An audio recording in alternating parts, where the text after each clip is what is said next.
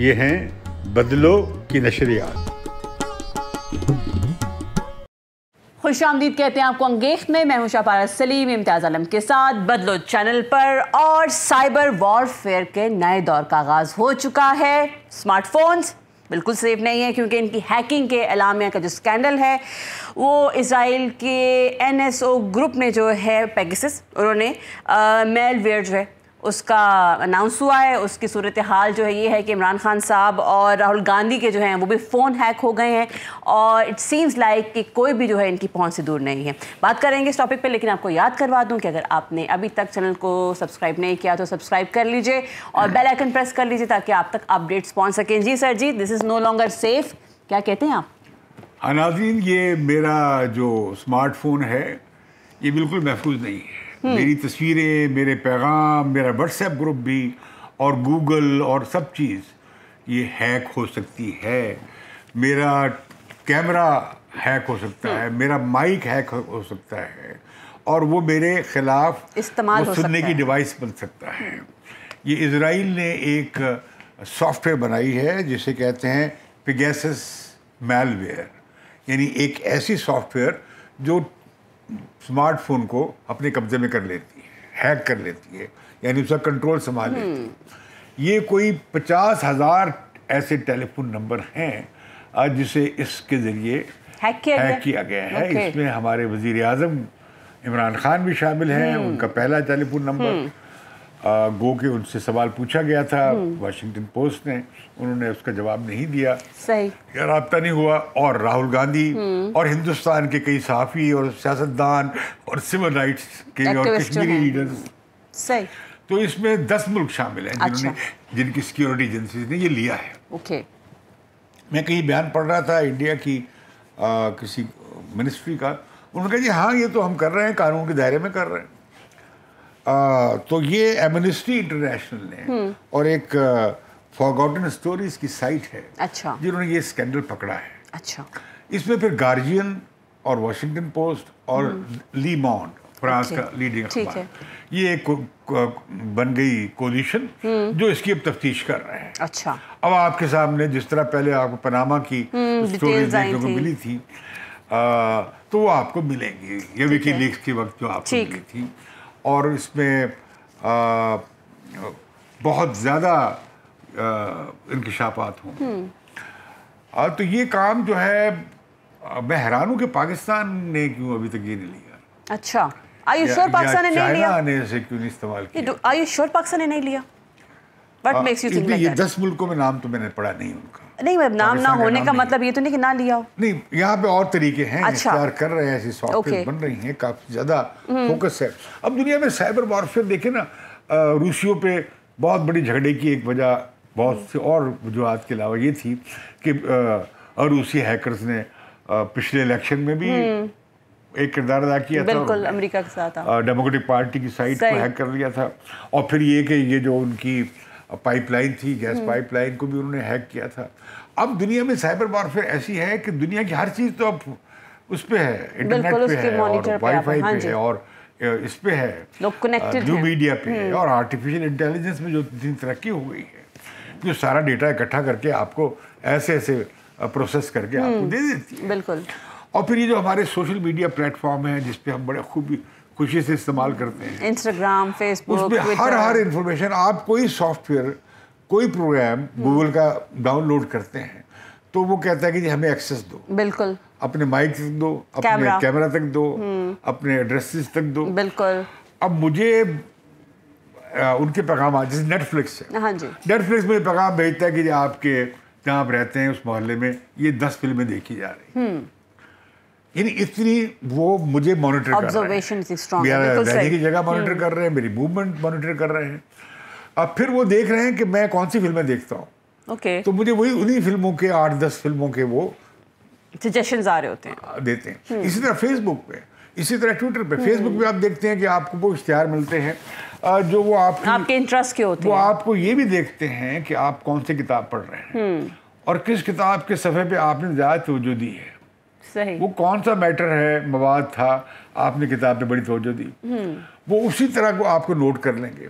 यहाँ तक कि बड़ी वो जो है इज़राइल का वो जो बड़ा मुफक्कर हिस्टोरियन है जिसने किताब लिखी है, जिसकी किताब बड़ी मशहूर हुई है और वो बड़ी आर्टिफिशियल इंटेलिजेंस पे लिख रहे हैं, हरारे उसका नाम है। उसने कहा कि ये आप मुझे बताएंगे कि भाई आपको बताएंगे कि आपकी शादी का मैच क्या हो सकता है। ठीक। जितनी आपकी अम्मा को नहीं पता आपके बारे में कि आप कैसी हैं या मैं कैसा हूँ, ये आपको फेसबुक बता सकता है कि आपको क्या किस तरह का मैच करता है आपको। फिर वो आपको प्रपोज भी कर देगा। ऐसे 10,000 नाम कि ये आप यू कैन एक्सेस देम।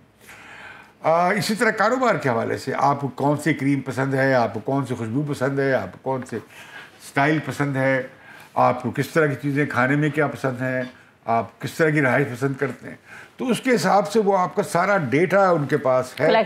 और ये फेसबुक पे इल्ज़ाम भी लगा कि वो उसे इस्तेमाल करते रहे और वो बरतानिया की जो कंपनी थी और उसके साथ उन्होंने डेटा शेयर किया था।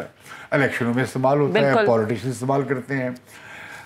तो ये और फिर मुल्क साइबर वॉरफेयर कर रहे हैं। अब चाइना में हर बंदा मॉनिटर होता है, हर वेबसाइट मॉनिटर होती है, हर ईमेल मॉनिटर होती है और हर वेबसाइट एक्सेसिबल भी नहीं है। इतना जबरदस्त बंदोबस्त हो गया है कि तमाम शाहराहें, तमाम इलाके जहाँ पे जो गुजर रहा है वो हर वक्त बंदा मॉनिटर हो रहा है। ओके।